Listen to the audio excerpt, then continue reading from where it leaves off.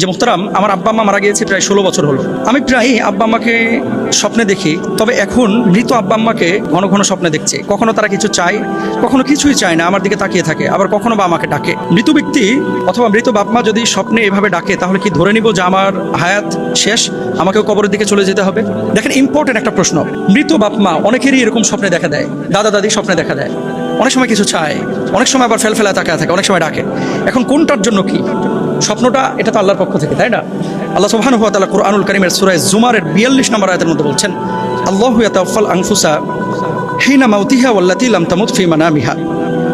আল্লাহ প্রাণ গ্রহণ করেন মৃত্যুর সময়, এবং যারা মরে না তাদেরও নিদ্রার সময়।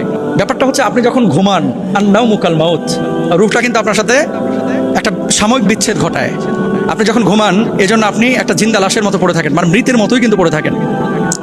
এখন স্বপ্ন হলো আত্মার এক বিশেষ অবস্থা, যেখানে মৃতদের দেখা সম্ভব।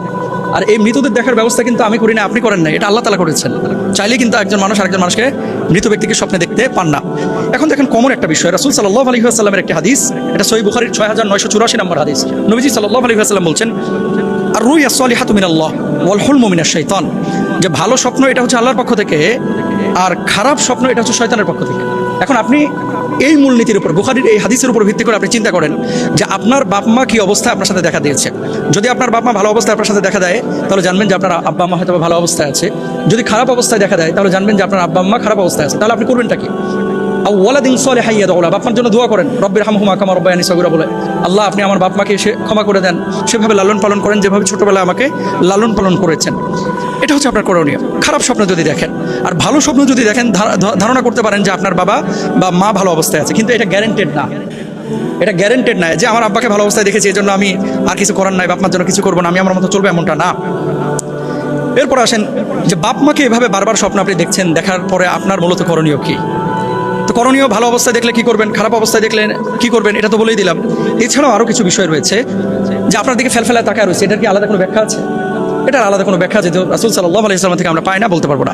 তবে হ্যাঁ, কোনো স্বপ্নের ব্যাখ্যাকার আল্লামা ইবনে সিরিন সহ তারা বলছেন যে মৃত ব্যক্তি যদি কাউকে ডাকে, তাহলে অনেক ক্ষেত্রে ইঙ্গিত বহন করে হয়তোবা তার হায়াত শেষের দিকে, বা তাকে তার সাক্ষাতের জন্য আহ্বান করা হচ্ছে।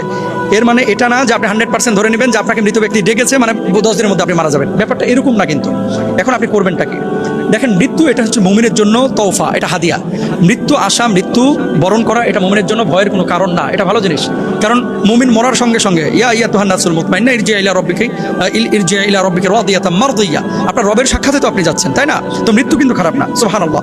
এখন মৃত্যু আসবে, মৃত্যুবরণ আমাদেরকে করতেই হবে। আপনি করবেনটা কি? মৃত্যু বাপ মার জন্য 1 নম্বর হচ্ছে দোয়া এবং সাদাকা করবেন।